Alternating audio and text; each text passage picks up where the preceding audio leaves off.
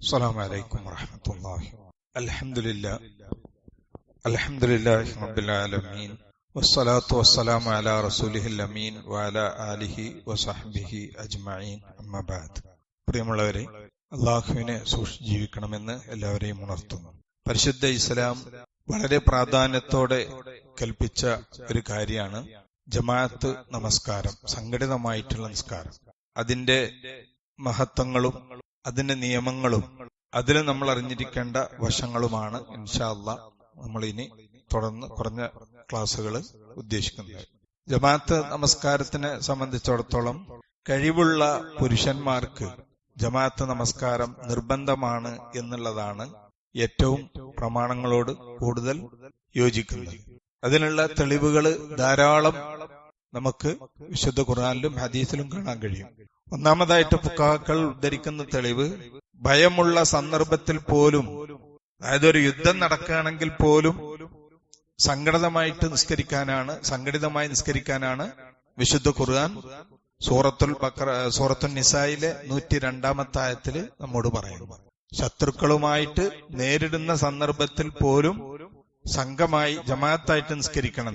അവിടെ ഓരോരുത്തർ പോയി ഒറ്റക്ക് നിസ്കരിക്കുകയാണെങ്കിൽ അതാണ് സൗകര്യം. പക്ഷേ അവിടെ വരെ ഏറ്റവും കൂടുതൽ പ്രാധാന്യം അർഹിക്കുന്ന ഒന്നാണ് ജമാഅത്ത് നമസ്കാരം. ആ ഒരൊറ്റ ആയത്ത് മതി ജമാഅത്ത് നിസ്കാരത്തിന്റെ മഹത്വം മനസ്സിലാക്കാൻ. സൂറത്തുൽ നിസായിലെ 102-ാമത്തെ ആയത്ത് കുറച്ച് വലിയ ആയത്തായതുകൊണ്ട് ഞാനത് ഇവിടെ വിശദീകരിക്കണില്ല. ആയത്തിന്റെ സാരതാണ് ശത്രുക്കളുമായിട്ട് നിൽക്കുമ്പോൾ അവർ നിസ്കരിക്കുന്ന രൂപം, അത് വിവരിക്കുക. രണ്ടാമത്, വിശുദ്ധ ഖുർആൻ നമസ്കരിക്കുന്നവരോടൊപ്പം നിസ്കരിക്കാനാണ് അല്ലാഹ് പറഞ്ഞത്. ഒറ്റക്ക് നിസ്കരിക്കുക എന്നല്ല, നിസ്കരിക്കുന്ന ആളുകളുടെ കൂടെ നിങ്ങളും നിസ്കരിക്കണം. വഅഖീമുസ്സലാ വആത്തുസ് സക്കാ വർക്കഉ മഅർ റാക്കിഈൻ. സൂറത്തുൽ ബഖറയിലെ 43-ാമത്തെ ആയത്ത്.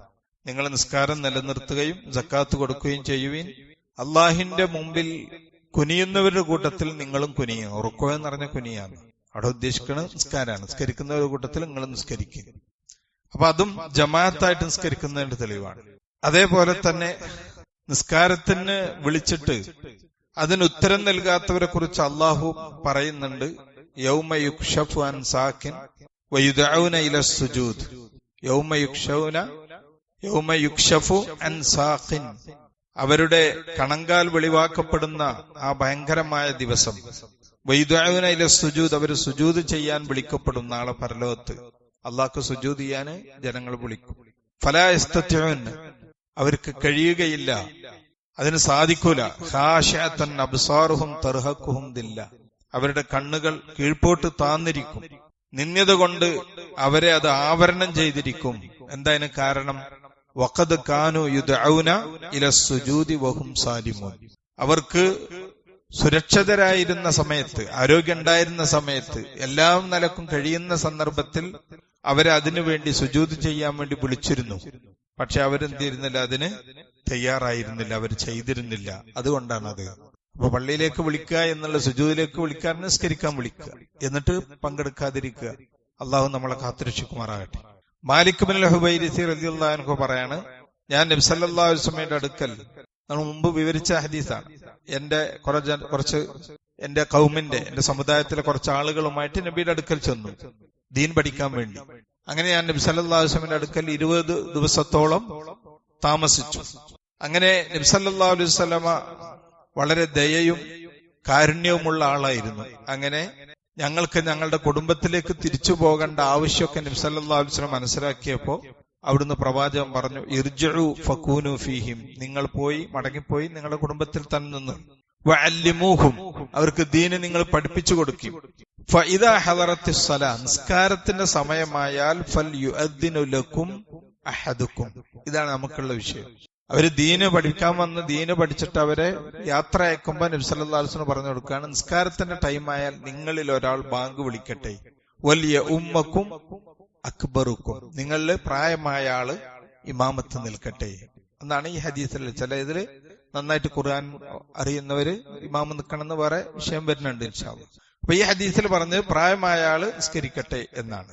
അപ്പൊ ഇതൊക്കെ ജമാഅത്തിന്റെ മഹത്വങ്ങളാണ്. വേറൊരു നബി സല്ലല്ലാഹു അലൈഹി വസല്ലം പറഞ്ഞത്, അബൂ ഹുറൈറ റളിയല്ലാഹു അൻഹു ഉദ്ധരിക്കുന്ന ഹദീസിൽ, പിന്നെ ചില നിസ്കാരങ്ങൾ ഒരു ദിവസം നിസ്കാരത്തിന് കുറെ ആളുകൾ വന്നില്ല, ചില ആളുകളൊന്നും നിസ്കരിക്കാൻ വന്നില്ല.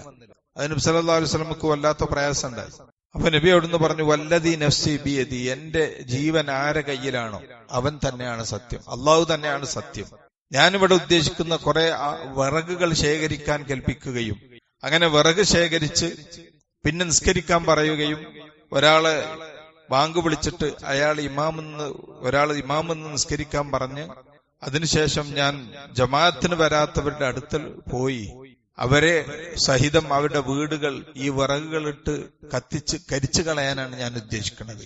അങ്ങനെ ഞാൻ ഉദ്ദേശിച്ചു പോയി ജമാഅത്തിന് വരാത്തവരുടെ വീടുകൾ കത്തിച്ചു കളയാൻ. അങ്ങനെ വീട് കത്തിക്കുകയാണെങ്കിൽ നമ്മളെ മഹല്ലിൽ എത്ര വീടുണ്ടാവും? റസൂലുള്ളാഹി സ്വല്ലല്ലാഹു അലൈഹി വസല്ലം, ഇമാം ബുഖാരി മുസ്ലിം ഉദ്ധരിക്കണാണ്. അള്ളാഹു നമ്മളെ കാത്തുരക്ഷിക്കുമാറാകട്ടെ. കണ്ണ് കാണാത്ത അന്ധനായ സഹാബി നബിയോട് വന്നിട്ട് ചോദിക്കാണ്, യാ റസൂലല്ലാഹ് അന റജുലുൻ അഅ്മ, ഞാനൊരു അന്ധനായ ആളാണ്, അതുകൊണ്ട് ഇന്നഹു ലൈസ ലി ഖായിദുൻ യഖൂദുനി ഇലൽ മസ്ജിദ്, എന്നെ പിടിച്ചു പള്ളി കൊണ്ടുപോകാൻ പറ്റിയ ആരുമില്ല, അതുകൊണ്ട് എനിക്ക് വീട്ടിൽ വെച്ച് നിസ്കരിക്കാൻ ഒരു ഇളവ് തരണം, ജമാഅത്തിന് വരാതിരിക്കാൻ. അല്ലാഹുവിന്റെ റസൂലുള്ളാഹി സ്വല്ലല്ലാഹു അലൈഹി വസല്ലം ആദ്യം റഖസലഹു, ഇളവ് കൊടുത്തു. അങ്ങനെ അയാൾ തിരിച്ചു പോയ സമയത്ത് അയാളെ മടക്കി വിളിച്ചു. എന്നിട്ട് പറഞ്ഞു, ഹൽ തസ്മഉൻ നിദാ ലിസ്സലാ, നിസ്കരിക്കാൻ ബാങ്ക് വിളി കേൾക്കാറുണ്ടോ? അദ്ദേഹം പറഞ്ഞു, ഉണ്ട്. അപ്പൊ നബി സല്ലല്ലാഹു അലൈഹി വസല്ലം പറഞ്ഞു, ഫാജിബ്, എന്നാൽ ആ വിളിക്ക് ഉത്തരം നൽകണം. നിസ്കരിക്കാൻ വരണമെന്ന്, കണ്ണ് കാണുന്നില്ലെങ്കിലും നിസ്കരിക്കാൻ വരണം. നമുക്ക് ഒരു കുഴപ്പമില്ല, എല്ലാ ആരോഗ്യം ഉണ്ടെങ്കിലും നമുക്ക് ഇനി പിന്നെ ആക്കാം, ജമാഅത്തൻ കഴിഞ്ഞോട്ടെ, ഇനി നിസ്കരിക്കാലോ, ഒറ്റക്ക് നിസ്കരിക്കാലോ, വീട്ടിൽ നിന്ന് നിസ്കരിക്കാലോ എന്നൊക്കെ തോന്നുന്നു. അതൊക്കെ ശൈത്താന്റെ പണിയാണ്. ഇത്ര വലിയ ഗൗരവമുള്ള കാര്യമാണ്. ഇതേ ഹദീസ് തന്നെ അബ്ദുല്ലാഹിബ്നു ഉമ്മു മക്തൂമിൽ നിന്ന് ഉദ്ധരിക്കുന്നുണ്ട്. അദ്ദേഹം പറയണ, നബി സല്ലല്ലാഹു അലൈഹി വസല്ലം അടുക്കൽ വന്നിട്ട്, ഞാൻ അന്ധനാണ്, വീട് കുറച്ച് അകലെയാണുള്ളത്, എന്നെ വീട്ടിൽ കൊണ്ടുപോകാൻ പറ്റിയ ആരുമില്ല, ഞാൻ പറഞ്ഞ കേൾക്കുന്ന ആളില്ല, അതുകൊണ്ട് എനിക്ക് ഇളവ് വേണം. അപ്പോഴും നബി ചോദിച്ചത് സല്ലല്ലാഹു അലൈഹി വസല്ലം, അതസ്മഉൻ നിദാ, ഹൽ തസ്മഉൻ നിദാ, നീ ബാങ്ക് കേൾക്കാറുണ്ടോ? ഉണ്ട് എന്ന് മറുപടി പറഞ്ഞു, ലാ അജിദു ലക റുഖ്സ, നിനക്ക് ഇളവ് അനുവദിക്കാൻ എനിക്കൊരു പകുതും കാണുന്നില്ല, ഇളവ് അനുവദിക്കാൻ കഴിയില്ല.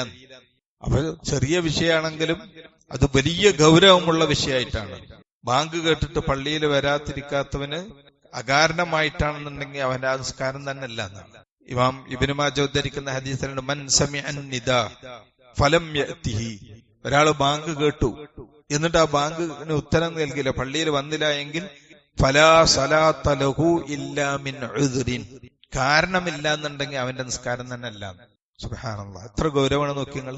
ഇങ്ങനെയുള്ള ഒരുപാട് ഹദീസുകളും ആയത്തുകളും ജമാഅത്ത് നിസ്കാരത്തിന്റെ പ്രാധാന്യവും. പണ്ടൊക്കെ നമ്മൾ പഠിച്ചിരുന്നു, ജമാഅത്ത് പറഞ്ഞാല് ഫർള് കിഫായ, ആരെങ്കിലുമൊക്കെ ചെയ്താൽ മതി. അതെന്ത് ചെയ്തു? ജനങ്ങളെ ജമാഅത്ത് നിന്ന് അകറ്റ് ചെയ്ത്. പക്ഷെ ഇത്തരം വചനങ്ങള്, ഇത്തരം ഗൗരവമുള്ള വിഷയങ്ങളൊക്കെ പറയുമ്പോഴാണ് അതിന്റെ നിർബന്ധത്തെ കുറിക്കുന്ന വചനങ്ങളാണ്. മുനാഫിക്കുകളാണ് ജമാഅത്ത് നിന്ന് പിന്തി നിന്നിരുന്നത് എന്നൊക്കെ ധാരാളം ഹദീസുകളിൽ വരുന്നുണ്ട്. ഇൻഷാ അല്ലാഹ് ബാക്കി ഹദീസുകൾ നാളെ വിവരിക്കാം. അല്ലാഹു സുബ്ഹാനഹു വ തആല തൗഫീഖ് നൽകുമാറാകട്ടെ. വസല്ലല്ലാഹു അലാ മുഹമ്മദിൻ വഅലിഹി വസഹബിഹി വസല്ലം. അസ്സലാമു അലൈക്കും.